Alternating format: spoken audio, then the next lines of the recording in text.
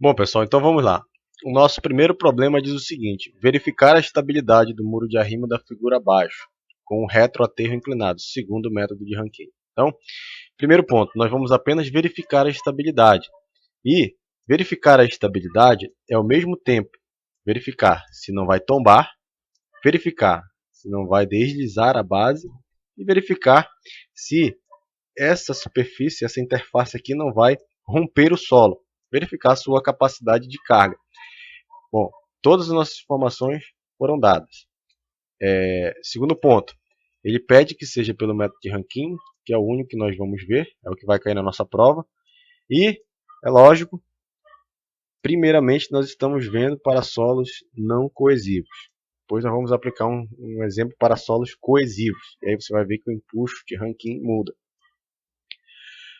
Antes de começarmos as verificações, é necessário que calculemos o empuxo.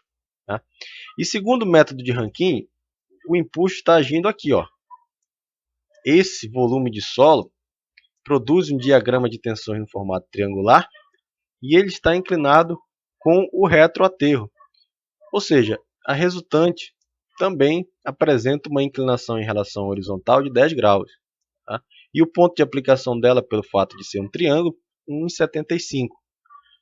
Olha, esse empuxo vai ser dado por essa expressão, onde γ é o peso específico do solo, porque nós estamos trabalhando aqui no empuxo de solo. Tá? A altura A elevado ao quadrado é toda essa altura que vai desde essa ponta até esta ponta aqui, que vale 1,5 mais 3,5 mais 0,24, que é conseguido, eu consigo calcular porque eu sei essa distância aqui e eu sei este ângulo.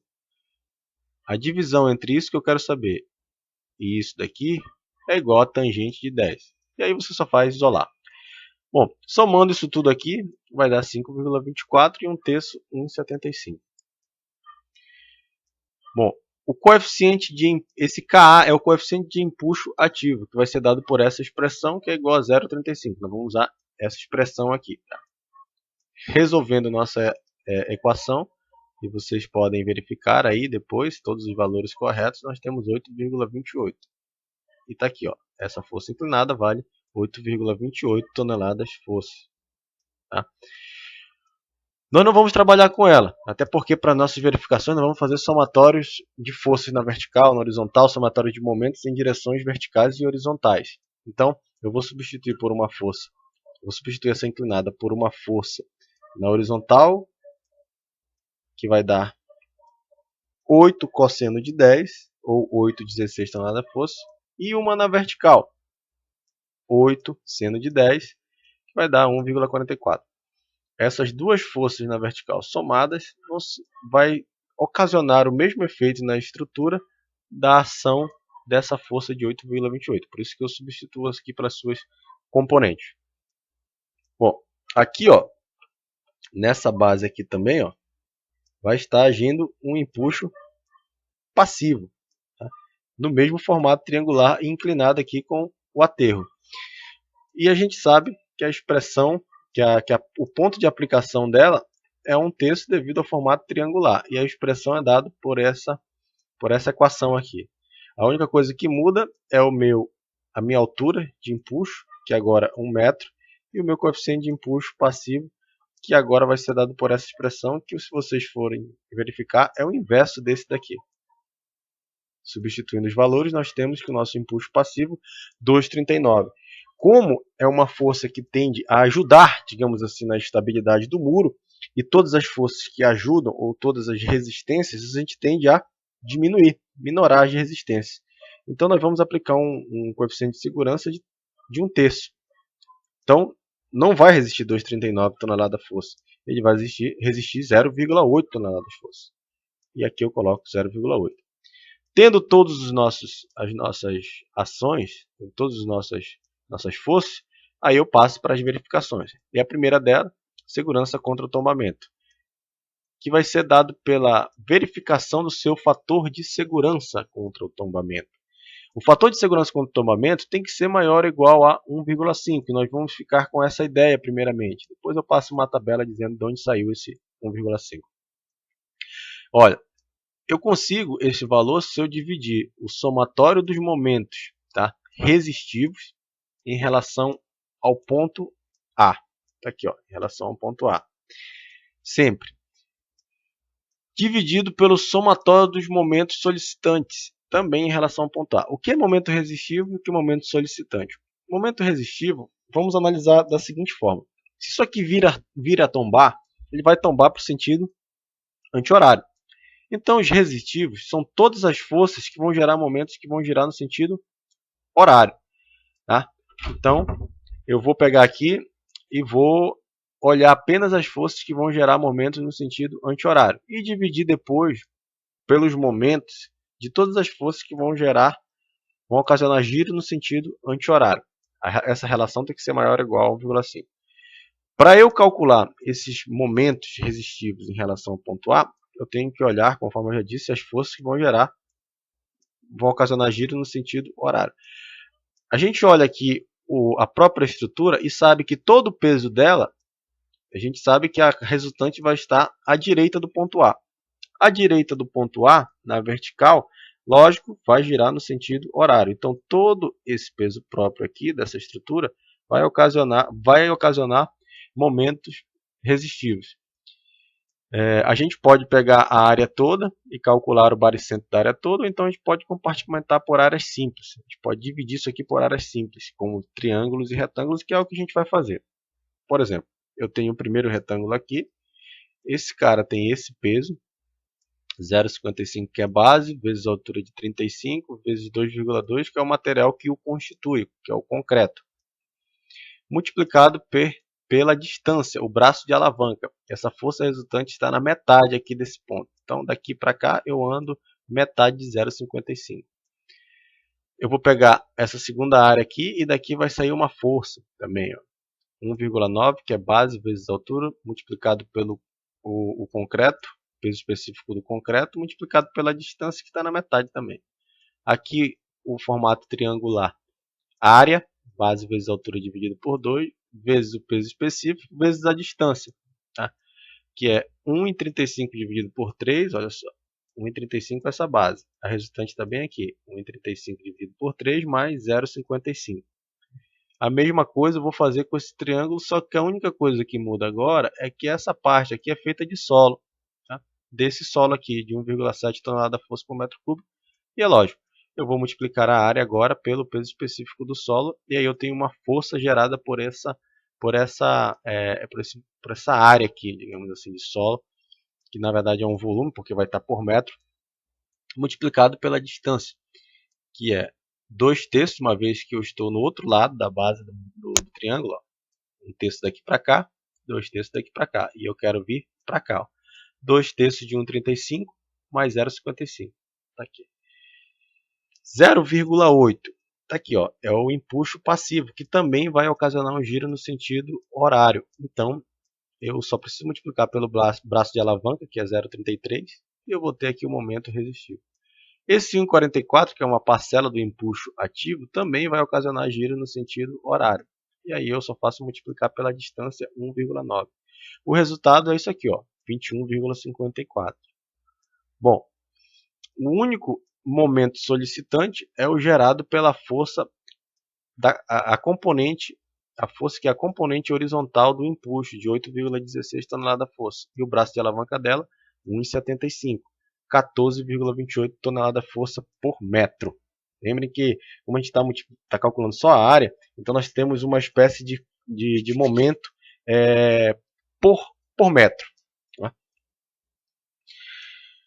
Bom, quando eu divido um pelo outro, atendendo a essa expressão, eu concluo que a razão é igual a 1,51, ou seja, maior do que 1,5, que é o mínimo. Então, pelo menos contra tombamento, essa estrutura está ok, ela não vai tombar.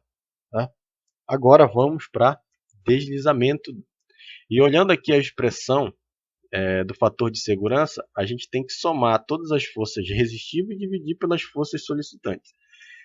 Deslizamento, se ela tender a deslizar, vai da direita para a esquerda. Então é um movimento na horizontal. Então eu tenho que verificar as forças, tá, na horizontal. E eu vou chamar de força resistiva todas as forças que estão da esquerda para a direita. Tá? E vou chamar de força solicitante todas as forças que estão da direita para a esquerda. Tá? Então aqui nós temos o que? Resistiva nós temos 0,8 mais esse S, que eu já mostrei para vocês. Tá? Ele é a força gerada no atrito devido a esse contato do solo com o muro. Tá? E nós vamos atribuir que a superfície aqui, ela é, na verdade, é o atrito normal mesmo que a gente tem aqui. Independente da superfície ser plana ou não. É um atrito normal. Bom, então, para eu ter esse somatório de forças resistiva, basta eu somar 0,8 com o S. E o S está aqui a expressão dele. Tá? Onde esse B é a base de 1,90. CW' é a minha, podemos dizer assim, a nossa coesão aplicada a um coeficiente de segurança. Tá? Mais V, que são esse V é o somatório de todas as forças na vertical, inclusive esse daqui, ó, peso próprio mais esse. B, base de novo. U, poropressão, que no nosso caso vai ser zero, porque mesmo que tenha um dia de chuva, a gente não está vendo lençol freático aqui, mas isso aqui pode saturar, encharcar no dia de chuva. Tá? O que pode, dependendo das condições de saturação, aumentar essa poropressão. Mas nós vamos considerar zero porque nós vamos fazer o sistema de drenagem e nós acreditamos que ele vai ser eficiente. Então no cálculo nós consideramos zero. Tangente de delta. Esse delta também já foi mostrado na última aula. Tá? Ele é mais ou menos assim, podemos dizer, o ângulo de atrito interno aplicado a um coeficiente de segurança. Veja, isso aqui é uma resistência, força dividido pela área unitária, vamos dizer assim, que é B, só B, também é uma resistência. Isso é uma resistência multiplicado uma espécie de coeficiente de atrito. Então isso tudo aqui é resistência. Multiplicado por B, nós vamos ter a força total aqui agindo. Então basta eu pegar o atrito total e multiplicar pela distância em que o comprimento que ele está agindo. E eu vou ter a força de atrito. Substituindo aqui os valores, nós temos aqui essa expressão, onde eu só preciso calcular o V. E aqui eu vou direto. Ó. Veja, eu posso pegar esse trapézio todo, já que eu não preciso saber o baricentro, que é complicado, no trapézio, eu vou pegar a área dele total. Eu não preciso do baricentro. Então, 1,9, que é a base maior, mais 0,55, que é a base menor, vezes a altura dividido por 2, isso aqui está sendo feito de concreto. Aqui embaixo também nós temos mais uma área, está aqui, ó, a força devido a essa área. Aqui, essa expressão maior aqui, ó, é devido a esse volume de solo, mais esse 1,44 aqui, ó, que é a força na vertical. Vai dar 21,43. Então, eu consigo calcular agora o meu S, está aqui, ó, trazendo o S para cá, 21,43, substituindo todos os resultados. E vejam aqui, ó, nosso atrito solo-muro foi dividido, foi minorado. E eu usei um fator de 2/3. Algumas apostilas usam 1/3, mas teoricamente nós temos de 2/3 a 4/3, dependendo do grau de confiança que nós temos, do grau nas informações, grau de confiança nas informações. Então eu vou usar o mínimo, 2/3 aqui. Tem gente que usa menos, 1/3, mas vamos usar isso aqui, 2/3. O que deu 7,8 toneladas força por metro. Somando, nós temos como forças resistivas 8,6 toneladas força. E vejam, por metro porque eu estou usando área, assim como nos cálculos anteriores também. O somatório das forças solicitantes é simplesmente esse 8,16. E quando eu divido um pelo outro, espera-se que o resultado seja maior ou igual a 1,5. Só que deu 1,05. Ou seja, não está seguro contra o deslizamento. Nossa verificação da estabilidade segundo a segurança contra o deslizamento diz que não está ok. Nós temos que fazer alguma intervenção para que fique seguro contra o deslizamento. Bom, continuando, o próximo item a ser verificado é a capacidade de carga. Ou seja, se aqui nessa base vai romper. Tá? Bom, para isso eu tenho que calcular primeiramente a minha excentricidade. E o que é a excentricidade? É a distância entre o centro dessa base, a distância entre o centro da base e a componente vertical da resultante desse sistema de forças. Tá? Como é que eu faço isso? Como é que eu calculo? Vamos lá.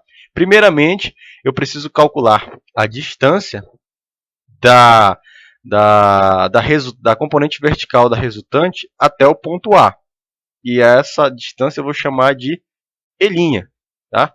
Então, olha aqui, ó, somatório de momentos em relação ao ponto A dividido pelo o somatório das forças na vertical. Isso dá o braço de alavanca de um momento gerado por uma força em relação ao ponto A na vertical. Tá? O somatório de forças na vertical nós já temos, nós calculamos agora há pouco, deu 21,43 toneladas força por metro.